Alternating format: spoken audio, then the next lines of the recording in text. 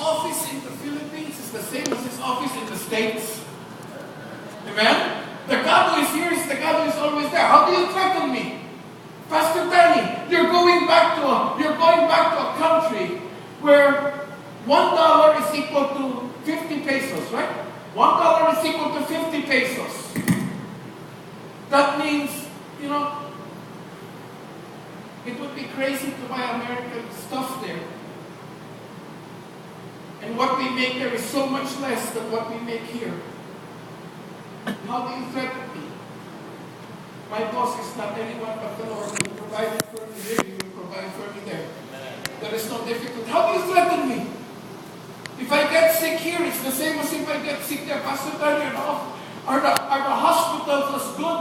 Listen, it doesn't matter. It is God who heals me. How do you threaten me?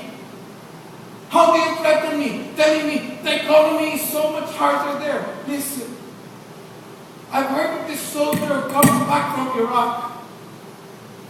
Comes back from Iraq, and you know what? He survives two tours of duty there. He comes home, you know where he dies? He dies on the freeways of California, of Los Angeles. His car was hit by a semi. The next day after he comes, the God who protects me here is the God who will protect me there. Yes.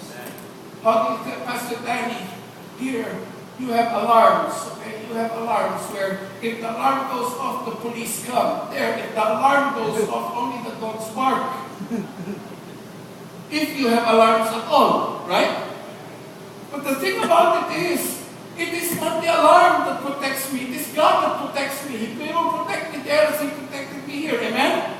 How do you threaten me? People, I am rich beyond your imagination.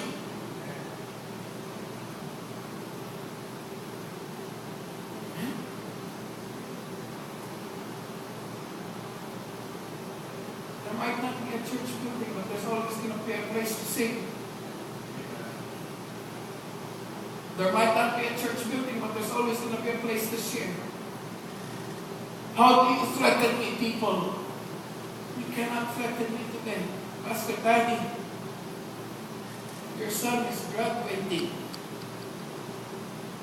And when he gets there, he's going to be late. Yeah, because they started school in June. He's going to be late for his senior year. It's going to be so much harder. I told Josh, I said, Josh, you're 18. I told him, if you come back to the Philippines, it's your decision. If you come back to the Philippines, it's your decision. I'm not taking you because you're my son. I'm taking you because you said that this is your decision. This is what you decided because you know that this is the leading of God. I want you to hear. He kept on telling me, Daddy, I can't hear like you. Well, this is a good time to start. Finally, last Friday, after the Friday worship, he tells me that I have peace. I've decided I'm going with you. How do you threaten me when I have a son who fears the Lord? I have a son who fears the Lord. He told me, he said that my life is ministry now. This is the first church that Josh has really stepped up. A while ago was the first time. I usually come here by 6 o'clock, or in the past months I did come here by 5 or 5:30. This time I got here at 6:35.